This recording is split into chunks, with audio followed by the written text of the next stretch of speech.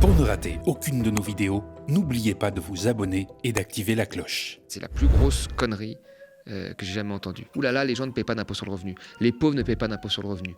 Donc ça va quoi, laissez tranquille les gens qui payent des impôts. D'accord, mais les pauvres payent beaucoup d'impôts. Ils payent de la TVA, de la TICPE sur l'essence, ils payent de la CSG, de la CRDS, ils payent des cotisations.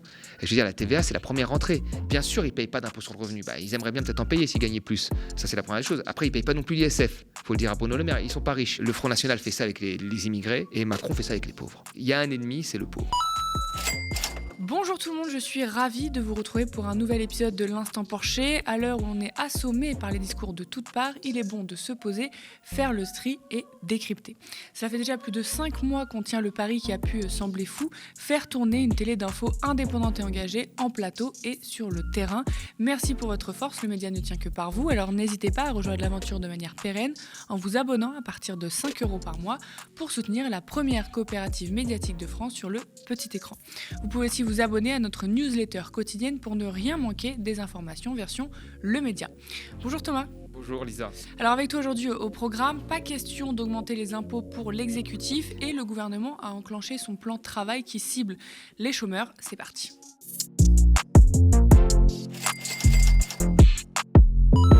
Le gouvernement continue son projet de sabrer dans les dépenses publiques et les acquis sociaux et ne veut pas entendre parler de recettes. L'exécutif doit constituer, avec les chiffres de déficit qui sont tombés pour 2023, 5,5% du PIB, bien au-dessus des 4,9% prévus par le gouvernement.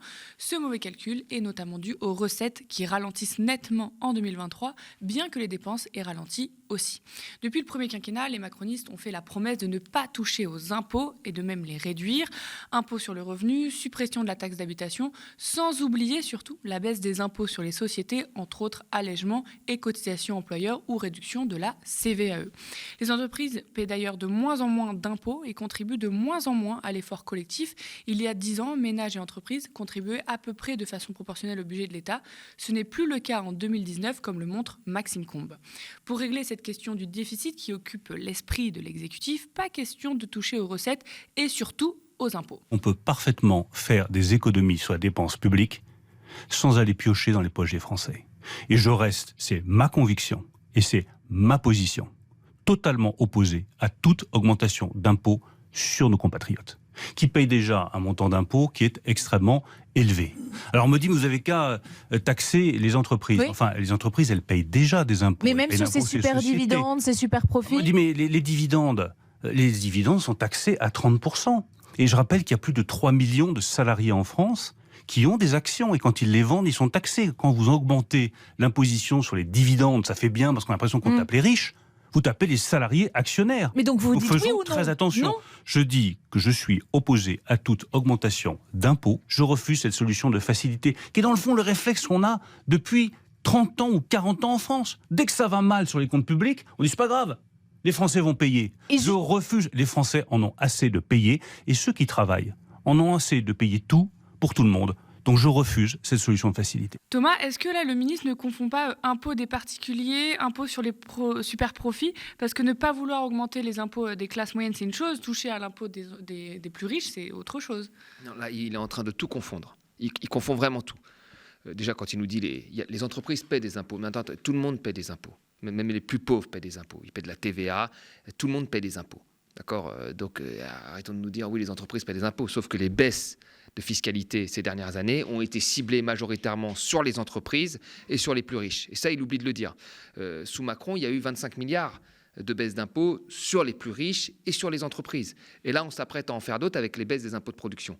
Donc, toutes les baisses d'impôts ont été ciblées sur les plus riches, sans aucune contrepartie. L'efficacité a été démentie par plusieurs rapports commandés par le gouvernement et on ne revient jamais sur ces baisses d'impôts.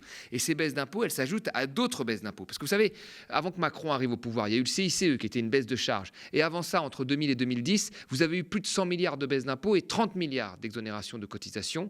Donc, ça fait 130 milliards de baisse d'impôts globale, sans aucun effet. Donc ça fait une vingtaine d'années que nous avons des baisses d'impôts successives, et il faut toujours aller plus loin, plus loin, plus loin, plus loin. Et ce qu'il n'aborde pas, c'est l'éléphant dans la pièce, c'est ce que tout le monde voit et qui a été documenté par des travaux scientifiques, mais aussi des enquêtes de journalistes, c'est tout ce qui est l'évasion et l'optimisation fiscale. Parce que le 440, il touche plein d'aides d'entreprises. Il a 1000 filiales dans les paradis fiscaux. 1000 filiales, 40 entreprises ont plus de 1000 filiales. Le gouvernement devrait leur demander à quoi servent ces filiales. Parce que si elles servent à faire de l'optimisation fiscale, dans ce cas-là, on leur retire leurs aides. Et là, on va trouver des dizaines de milliards, facilement. Mais non.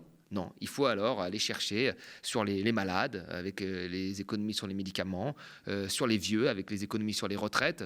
Des gens de la majorité proposent de désindexer les retraites, qui avaient déjà du retard sur l'indexation. Et il faut aller trouver ça sur les chômeurs, avec une énième réforme du chômage. Donc non, dans ce que dit Bruno Le Maire, il y a une mauvaise foi, il y a une vraie mauvaise foi, il y a une confusion.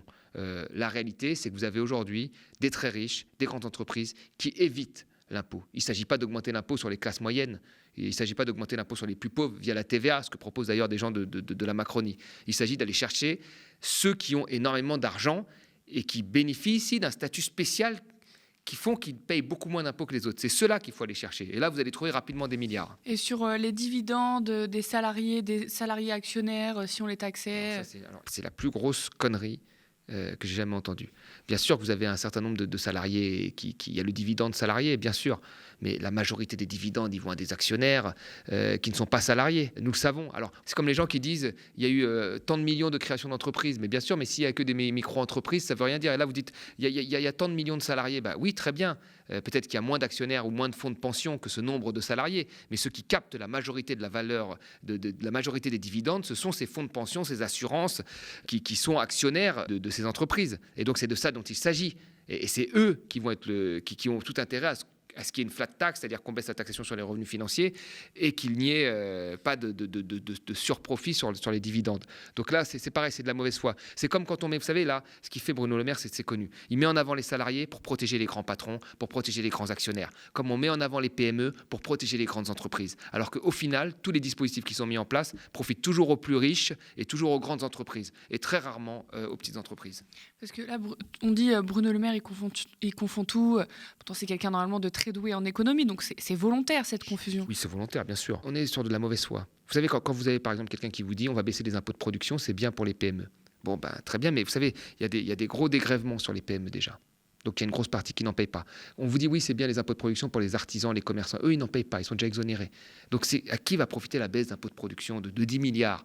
Ben, aux grandes entreprises. Tout le monde le sait. Tout le monde le sait. Il y a même une députée ex-Macronie qui l'avait dit, c'est très clair. Et donc on fait genre, ah oui, c'est bien pour les PME. Mais non, mais les PME, elles sont déjà exonérées en partie. Quand on dit la taxe d'habitation, c'est très bien pour les habitants, mais il y avait déjà 40% des gens qui étaient... Donc ça profitait majoritairement aux plus riches. Donc on voit très bien comme on met en avant des situations fausses en disant ça profite aux petits, alors qu'en réalité, ça profite toujours aux très gros. Et d'ailleurs, ça ne trompe pas, puisque les gros ont de plus en plus de mal à cacher leurs profits, ils font des bénéfices énormes. Toutes les études montrent que les plus riches se sont enrichis très fortement, et encore plus ces dernières années, sous Macron qu'avant. Donc les chiffres sont là.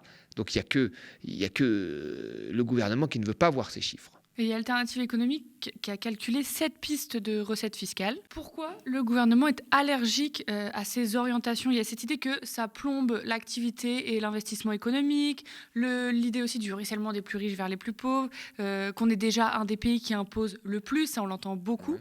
Pourquoi alors ? Ouais, parce que effectivement, il y a tout un tas d'idées reçues, tu l'as bien dit, que si on taxe les riches, ils s'en vont, donc il ne faut surtout pas toucher aux plus riches, ce qui est parfaitement faux. Je veux dire, ce qui est parfaitement faux, puisque même quand il y avait l'ISF, qui rapportait quand même 4 milliards, et je veux dire, 4 milliards, c'est pas rien, et ben vous aviez seulement 0,2% des assujettis qui quittaient la France. C'est-à-dire 0,2%. C'est-à-dire que 99%, plus de 99% restaient en France et payaient l'ISF, et on récupérait 4 milliards, et tout allait très bien. Donc là, on nous explique que, oui, ils partaient, non, ils ne partaient pas. Ils ne partaient pas, et d'ailleurs, ils ont commencé à partir souvent, ils ont commencé même à revenir en France avant que Macron lève l'ISF, ils sont revenus à partir de 2014.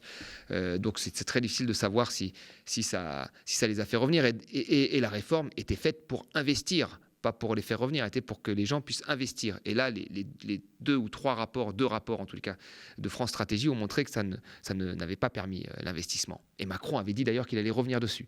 Et il avait dit en 2020, ça ne marche pas, je reviens dessus. En 2022, on a découvert sur France Inter, dans une interview, qu'il avait dit que ça avait marché. Je ne sais pas sur quoi il s'appuyait, à part une urbaine légende, mais toutes les études montraient que ça ne marchait pas. Et donc, vous avez plein de mensonges comme ça. Par exemple, quand on dit « nous sommes le pays qui avons les prélèvements obligatoires les plus élevés ». Alors, ça dépend des calculs, mais oui, on est toujours dans les premiers. On est premier ou deuxième. Mais à côté de ces prélèvements obligatoires, il faut mettre ce que l'on a grâce à ces prélèvements. On a un service public, on a par exemple une carte vitale qui fait qu'on ne paye pas un certain nombre de médicaments et qu'on ne paye pas quand on se fait soigner. Donc si on veut une vraie comparaison, il faut regarder les prélèvements obligatoires de chaque pays et voir les services qu'ils ont en face. Parce que si vous n'avez pas de prélèvement, vous n'avez pas de carte vitale. Si vous n'avez pas de carte vitale, qu'est-ce que vous faites ? Vous prenez une assurance privée et vous la payez. Et parfois, vous la payez plus cher. Donc c'est important de comparer aussi ce que vous avez en face du prélèvement obligatoire et ce que vous devriez payer si vous n'aviez pas ce prélèvement obligatoire. C'est très important de voir ça. Et vous voyez, quand vous regardez la dépense sociale privée, c'est-à-dire la dépense que l'on met dans des assurances privées, dans des retraites par capitalisation, etc., et vous faites des comparaisons. La France, on est autour de 3% du PIB. Vous allez à côté, aux Pays-Bas, on est à 13%. C'est-à-dire que vous allez aux États-Unis, on est à 12%. C'est-à-dire que des gens mettent de leur argent privé, beaucoup plus d'argent pour avoir des assurances privées. Et c'est ça qu'il faut comparer. Et on nous dit, oui, mais on a le plus gros taux de prélèvement et les Français sont fâchés contre les services publics. Mais toutes les études montrent que c'est l'inverse. Les Français sont attachés aux services publics.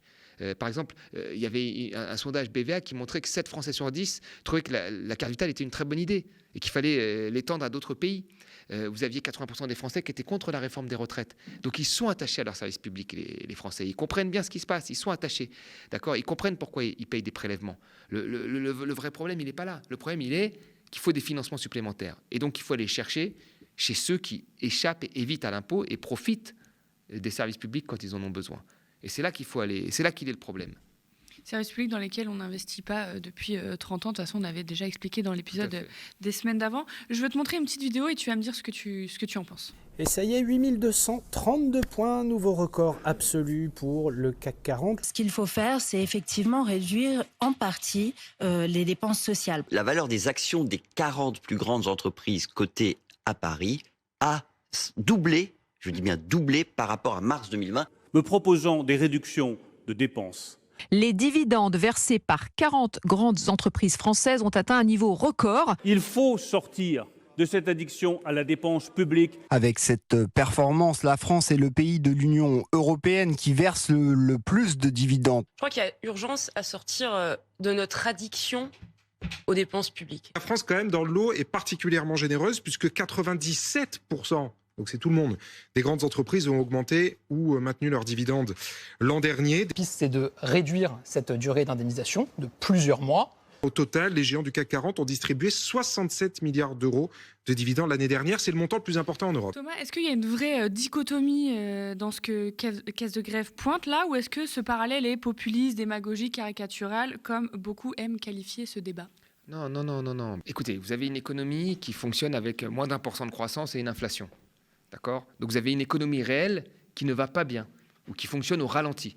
Et vous avez de l'autre côté un petit groupe d'entreprises, certes, mais qui a une part importante quand même en France, le CAC 40, qui fait des résultats astronomiques. Donc, effectivement, il y a des questions à se poser là-dessus. On voit bien qu'il y a une dichotomie très bien entre la sphère financière, les dividendes, les rachats d'actions, et aussi un peu tous les mécanismes de la mondialisation, l'optimisation fiscale, la délocalisation, etc., et l'économie réelle. Et donc, ça ne peut qu'interroger. Si on était dans une bonne croissance et qu'il y avait des bons résultats, on dirait que c'est aligné. Là, on est dans une croissance morose et des bons résultats du CAC 40. Donc, il y a effectivement un problème. Et c'est pour ça qu'il faut poser la question de toutes ces aides qui vont à ces entreprises et de ce qu'elles en font et est-ce qu'elles payent leur juste impôt, est-ce qu'elles n'abusent pas. Je l'ai dit au début de cette émission, le CAC 40, c'est plus de 1000 filiales dans les paradis fiscaux. Qu'est-ce qu'elles y font ? C'est au gouvernement de poser ces questions.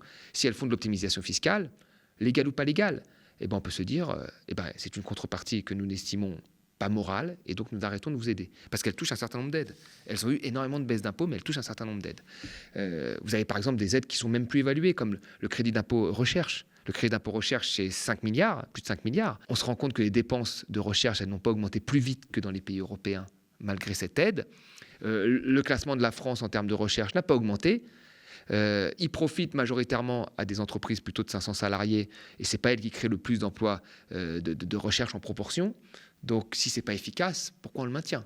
Ça veut dire qu'il y a un cadeau, une aide indirecte.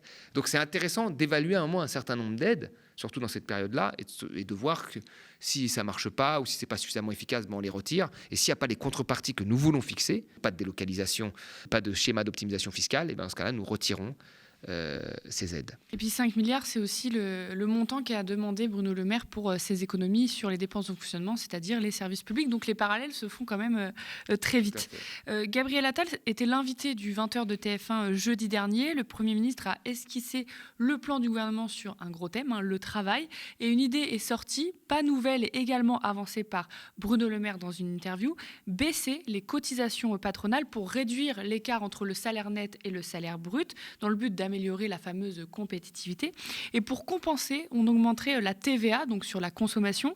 Gabriel Attal avance ça dans son idée de désmicardiser la France et que ça coûte quand même cher aux patrons d'augmenter les salaires. Thomas, est-ce que cette idée n'est pas complètement contre-productive ? Non, mais moi, ce que j'hallucine, là où j'hallucine, c'est qu'ils nous sortent des idées avec cette impression que ça n'a jamais été fait, alors que ça a tout le temps été fait. Et je veux dire, ça n'a jamais été plutôt évalué. Enfin, si, ça a été évalué, mais eux ne veulent pas l'entendre. Parce que les baisses de cotisation, il y en a eu déjà en début du quinquennat d'Emmanuel Macron, qui ont été remplacées par de la CSG. Ça n'a absolument rien créé, ça n'a pas résolu le problème de pouvoir d'achat. Vous en avez eu depuis 20 ans des baisses de cotisation. Donc ça ne fonctionne pas. Cette histoire de TVA, ça ressemble vachement à ce qu'avait fait Sarkozy avec la restauration. Ça ne fonctionne pas. Ça n'a pas fonctionné. Mais on continue. Donc c'est ça qui est impressionnant dans cette plasticité du système. C'est soit il y a une partie des gens qui oublient vite, soit les gens qui sont au pouvoir pensent que les gens sont suffisamment idiots pour leur ressortir la même sauce, mais on est toujours dans la même chose. Baisse de cotisation, baisse d'imposition, ça va relancer l'économie, ça va augmenter le pouvoir d'achat. Non, si on veut augmenter le pouvoir d'achat, le CAC 40 fait des bénéfices records. Pourquoi ils n'augmentent pas les salaires alors, plus que ça ? Je veux dire, on l'a vu, ils ont eu du mal à augmenter les salaires. Ça a été le cas vers la fin de l'inflation, mais ils ont eu énormément de mal. Ça s'est fait au prix d'un rapport de force très fort entre les syndicats et les salariés et les dirigeants d'entreprise, alors que c'est des entreprises qui faisaient des milliards de bénéfices. On est là. Donc c'est ça le vrai problème. C'est pas de faire des micmacs entre le net et le brut pour augmenter le pouvoir d'achat. C'est même pas sûr que ça fonctionne. C'est pas ça. La vraie question, c'est quand est-ce qu'on augmente les salaires ? Parce que la part des salaires dans la valeur ajoutée, elle a chuté drastiquement dans les années 80. Elle n'est jamais revenue à son niveau. Il faudrait peut-être qu'elle y revienne. Parce que si on réduit l'écart entre le net et le brut, l'entreprise peut juste se faire une marge en plus au lieu d'augmenter le salaire. Oui. Puis si on augmente la TVA, ça fait que la TVA, c'est un impôt qui n'est pas social. Donc, qu'on soit très pauvre ou très riche, on paye la même TVA et en plus sur la nourriture, sur la consommation, où il y a eu 20% d'inflation en 2 ans. Donc, c'est quand même étrange comme idée. Enfin, c'est étrange pour nous, oui. mais pour eux, c'est pas étrange. Parce que, en fait, la TVA, tu l'as très bien dit, c'est la même pour tous et donc elle pèse beaucoup plus pour les revenus modestes que pour les revenus riches. Et on en revient toujours au débat du début où on nous dit mais attention, il n'y a que 10% d'impôt sur le revenu, il n'y en a que 10% qui payent l'équivalent de 75%. De 10% des ménages payent l'équivalent de 75% de l'impôt sur le revenu. Ouh là là, les gens ne payent pas d'impôt sur le revenu. Les pauvres ne payent pas d'impôt sur le revenu. Donc ça va quoi, laissez tranquille les gens qui payent des impôts. D'accord, mais les pauvres payent beaucoup d'impôts. Ils payent de la TVA, de la TICPE sur l'essence, ils payent de la CSG, de la CRDS, ils payent des cotisations. Et je veux dire, la TVA, c'est la première rentrée fiscale. Donc ils contribuent. Et là, c'est bien que Bruno Le Maire, qui rappelle que les entreprises payent des impôts, rappelle ça aussi. Alors bien sûr, ils ne payent pas d'impôt sur le revenu. Ils aimeraient bien peut-être en payer s'ils gagnaient plus. Ça, c'est la première chose. Après, ils ne payent pas non plus l'ISF. Il faut le dire à Bruno Le Maire, ils ne sont pas riches.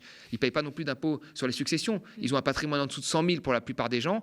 Ils lèguent quasiment rien à leurs enfants et donc ils bénéficient de l'abattement. Donc si on vit dans le monde normal, on se rend compte que oui, il y a un certain nombre d'impôts que ne payent pas les classes moyennes et les classes populaires parce qu'ils n'ont pas de capital, parce qu'ils n'ont pas de hauts revenus. Et oui, si c'est un problème, augmentons les revenus.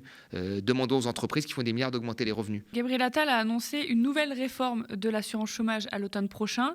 Ça fait plusieurs semaines qu'on en parlait, c'était sûr que ça allait arriver. La durée d'indemnisation, déjà passée une première fois de 24 à 18 mois, serait encore réduite, sans doute à 12 mois. Et pour avoir le droit au chômage, les conditions qui avaient déjà durci vont se durcir davantage. Aujourd'hui, il faut avoir travaillé 6 mois dans les derniers 24 mois pour ouvrir ses droits. L'exécutif envisage de devoir travailler plus ou de réduire cette période de 24 mois. Et bien sûr, le gouvernement pense aussi à réduire le montant de l'indemnisation progressivement au fil du temps. L'argument principal avancé, c'est qu'il faut inciter au retour à l'emploi et que plus on reste au chômage, moins on retrouve un travail. Thomas, est-ce que c'est vraiment la bonne solution, du coup, de couper les aides auxquelles on a cotisé pour retrouver du travail ? Non, mais ça, on le sait. Alors là, pour le coup, on l'a dit beaucoup de fois ici depuis très longtemps. Le but de Macron, alors là, en plus, il arrive en tapant sur l'assurance chômage, à faire un coup à 2 bandes. C'est-à-dire qu'en même temps, il va faire mécaniquement réduire le chiffre du chômage parce qu'il va empêcher les gens d'avoir le statut de chômeur, et c'est son but pour finir avec ces fameux 5% de chômage. Donc il met des barrières autour du statut de chômeur. Il réduit les montants, il réduit les durées, il veut aller peut-être jusqu'à 1 an, c'est le cas du Royaume-Uni. Super, on rejoint le Royaume-Uni, de toute façon c'est le modèle de Macron depuis le début. Donc le but c'est ça, c'est de rendre beaucoup plus difficile l'accès au chômage et d'éjecter des gens de ce statut pour qu'on ait à la fin un très beau chiffre. Et en même temps il fait des économies. Alors, ce qui est marrant, c'est qu'on est, je crois, à la 3e réforme de l'assurance chômage. On n'a pas mesuré les effets. On vient d'en avoir une récemment, là. On nous a dit que quand on diminue déjà les durées de prestation, ça allait permettre aux gens d'avoir un retour à l'emploi. Attendons de voir déjà avant de faire une réforme. Mais non, là, on en fait une autre. Donc, le but, et ça, on l'avait dit ici, le but, ce n'est pas que les gens puissent retrouver un emploi rapidement en brandissant des études de Tartampion. Le but, c'est de faire des économies. Le but de la réforme des retraites, c'était de faire des économies. Le but de l'ensemble du quinquennat de Macron a été de faire des économies pour compenser les cadeaux fiscaux qu'il a fait aux plus riches et aux grandes entreprises. Point barre. Il peut nous expliquer toutes les histoires après. On doit faire des économies sur les retraites pour financer l'éducation. Au début, c'était ça. Puis en fait, non, parce qu'on n'a pas le choix. Puis en fait, non, parce qu'on vieillit. On doit faire des économies. L'assurance chômage, on doit le faire parce que, vous savez, dans d'autres pays, c'est plus efficace. Non. On le fait juste parce qu'on doit faire des économies et on explique après, et là c'est très bien aussi, on va avoir un beau chiffre de chômage, on explique après c'est parce que ça va aider les chômeurs à retrouver un emploi. C'est pas parce que tu n'as plus de prestations chômage que se crée un emploi devant toi le jour où tu n'as plus de prestations chômage. La majorité des créations d'emplois se font par de l'activité économique. Notre activité est faible à cause de la hausse des taux, donc c'est le pire moment pour faire ça. C'est le pire moment. Le pire, c'est que l'UNEDIC, l'organisme qui gère l'assurance chômage, se porte bien financièrement, même avec la ponction de l'État dans ses comptes pour financer France Travail, par quelqu'un qui n'a jamais travaillé. Est-ce que c'est un peu compliqué de faire passer la pilule là? Oui, enfin, après, tout peut passer de nos jours, j'ai l'impression. Donc, il y a une stratégie qui est là, qui est une stratégie clairement d'opposer la classe moyenne, celle qui travaille et qui gagne très peu d'argent, et qui a l'impression d'être, lui-même l'a dit aux 20h, d'être au-dessus des aides, contre la classe, on va dire, pauvre. C'est ça le but. C'est-à-dire que comme on ne peut pas augmenter les salaires de la classe moyenne, eh ben on la soulage en lui disant « Regarde, on va s'attaquer à ceux qui ne bossent pas » et qui sont le problème de tous tes malheurs. Alors c'est très marrant parce que le Front National fait ça avec les immigrés et Macron fait ça avec les pauvres. Donc il y a un ennemi, c'est le pauvre.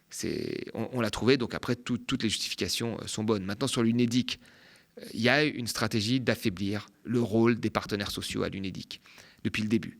Parce que Macron a retiré les cotisations chômage salariales. Donc les cotisations chômage salariales, il les a retirées en 2017. Justifiait que les représentants des salariés se réunissent à l'UNEDIC et discutent de l'assurance chômage. Quand vous supprimez les cotisations, ils ont moins de légitimité.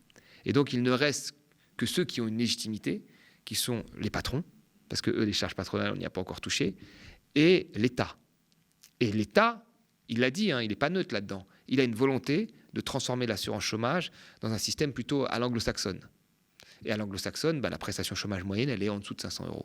Chez nous, elle est à 1 000 € sur ceux qui la touchent, parce qu'il y a 50% qui ne touchent rien, à 1 000 €. Donc le but, c'est d'étatiser l'assurance chômage pour donner juste une prestation comme ça pendant 1 an, et puis après, bye bye, au revoir, ciao.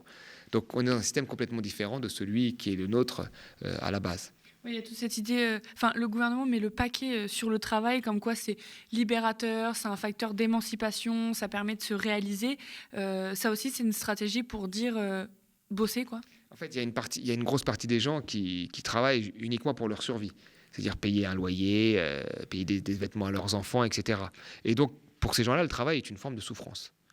On voit dans toutes les statistiques qui ont été faites par la DARES, la plupart des gens vous disent que le travail délabre. La majorité des Français vous disent que le travail délabre. Le vrai problème, c'est qu'au lieu de s'attaquer aux conditions de travail qu'ils ont dégradées par des lois travail, au lieu de s'attaquer à la question des salaires, parce que les gens acceptent que le travail soit difficile s'il y a quand même un revenu qui en vaut la chandelle, plutôt que de s'attaquer à ça, on va dire aux gens, le travail délabre, on vous comprend, il y a des gens qui ne bossent pas, qui profitent de vous, on va s'attaquer à eux. C'est ça le discours. Et ça va nous servir sur notre beau chiffre du chômage, et ça va nous servir pour faire des économies et que les agences de notation soient contents. C'est ça le but. Et ça n'est pas étonnant. Moi, ce qui est étonnant, c'est qu'il y ait des gens qui aient cru en 2017 que Macron était ni de gauche ni de droite, que Macron c'était la social-démocratie, que Macron c'était la flexi-sécurité, alors que nous le savions, moi j'avais écrit un livre dessus, Introduction inquiète à la Macron-économie, nous savions que c'était plutôt un libéral pur et dur, et qu'un libéral ne se soucie pas des pauvres. C'est pas dans son état d'esprit. Justement, tu parles des conditions de travail. Gabriel Attal, toujours dans cette interview, a dit qu'il voulait une grande initiative sur les conditions de travail, sur les accidents du travail et décès. On est un des pires pays d'Europe. Il y a encore 700 décès chaque année hors trajet et maladies professionnelles et 600 000 accidents du travail par an en France hors trajet aussi. C'est un vrai domaine, ça, sur lequel s'atteler. Ouais, sur ce point, on a même dépassé la Roumanie. Donc, sur certains, donc c'est quand même qu'il y a des vrais problèmes. Non, moi, ce qui m'étonne, c'est que, en fait, là où il y a des stratégies de diversion, parce qu'ils peuvent pas, bizarrement, je ne sais pas pourquoi. Alors, Attal vient du Parti socialiste, c'est peut-être ça. Il a fait Sciences Po, c'est peut-être aussi ça qui fait qu'il se dit qu'il faut qu'il y ait une petite morale de gauche. Donc, derrière des réformes qui sont très dures, qui sont faites comme ça, très rapidement, sans aucune évaluation, sur des gens qui sont très très pauvres en général, dans une situation de précarité, il faut agiter des chiffons qui montrent qu'on n'est pas si cruel que ça. Alors qu'il faudrait qu'ils soient plutôt comme l'Argentin Xavier Milei, qu'ils acceptent que voilà, ils y vont, quoi, sans phare, quoi. Mais eux, ils ne peuvent pas accepter ça. Je pense que c'est le Parti socialiste qui est passé par là, c'est Sciences Po, etc., la gauche, voilà, la gauche Sciences Po. Et donc, il faut agiter des choses. Donc, il faut agiter des commissions, des initiatives, des réunions, des plans, des discussions sur des sujets qui accouchent toujours d'une souris. Et là, c'est la discussion conditions de travail. Alors, on va réunir deux députés, 3 économistes spécialistes, amis de Macron plutôt. On va les réunir, ils vont discuter, ils vont sortir un rapport qu'ils vont transmettre à Macron. Et ça va être super, comme la Convention pour le climat et tout le bazar, comme le grand débat. Voilà, des gadgets qui montrent que, voilà, on a quand même fait quelque chose. Voilà. Après, rien ne se passera probablement. Parce qu'ils ont fait partie de ceux qui ont cassé les codes du travail, avec les 2 lois travail. Macron quand il était au Parti socialiste et après quand il était élu. Donc ils n'ont aucune raison, demain, de se rendre compte que, en fait, il faut plus de protection. C'est eux-mêmes qui ont été les architectes de cette casse, en partie du code du travail. Donc, moi, j'attends rien. C'est une façon de dire, regardez ailleurs, on est un peu de gauche, voilà. Mais après, concrètement, il n'y a jamais eu de réforme de gauche. Ouais. Ils ont cassé le pouvoir des salariés en enlevant le CHSCT, des choses comme ça aussi. Oui, tout à fait. Leur but, c'était de flexibiliser le marché du travail. Il l'avait dit, très clair, et que le code du travail était un carcan et qu'on n'avait pas fait de réforme sur le marché du travail, ce qui était parfaitement faux depuis 30 ans. Vous relisez la loi Macron, c'était vraiment ça. Donc maintenant, nous dire oui, effectivement, les conditions de travail, on va faire une initiative, on va réunir 10 personnes, on va les mettre dans une pièce, ils vont nous faire un rapport, ils auront une belle photo, et le rapport va finir à la poubelle. Ça a été déjà fait. C'est vieux comme le monde, c'est de la stratégie politique, c'est tout ça. C'est juste de la stratégie politique. Parce qu'ils n'assument pas d'être des libéraux complets à la Thatcher, à la Xavier Milei, ils n'acceptent pas ça. Donc ils doivent dire toujours, vous regardez, avant de faire une politique d'économie, ils commencent toujours par dire, je suis attaché au modèle social français, mais... Voilà. Notre modèle social est protecteur, mais voilà, c'est toujours la même chose. Et derrière, il y a la réforme. Et merci à vous, chez vous, d'avoir suivi cet épisode de l'Instant Porcher. J'attrape une dernière fois votre attention avant de se quitter. La situation politique est inédite, urgente, on vient bien de l'entendre. 2 directs par jour, du terrain, du reportage, mais aussi de l'enquête, c'est le média. Et c'est 25 travailleurs qui produisent de l'information au quotidien. Alors abonnez-vous aux médias à partir de 5 € par mois. L'abonnement, c'est notre moyen de financement le plus pérenne, le plus solide. Être abonné, c'est faire vivre une chaîne TV d'information indépendante et engagée, accessible à toutes et tous en francophonie. Être abonné, c'est faire vivre le pluralisme et le débat dans le très petit monde de la télé. Nous sommes ravis de décrypter l'actualité avec Thomas chaque semaine. Merci pour tous vos pouces en l'air et commentaires qu'on lit sous la vidéo YouTube. Spectateurs, abonnés, donatrices et sociaux, je vous dis à la semaine prochaine.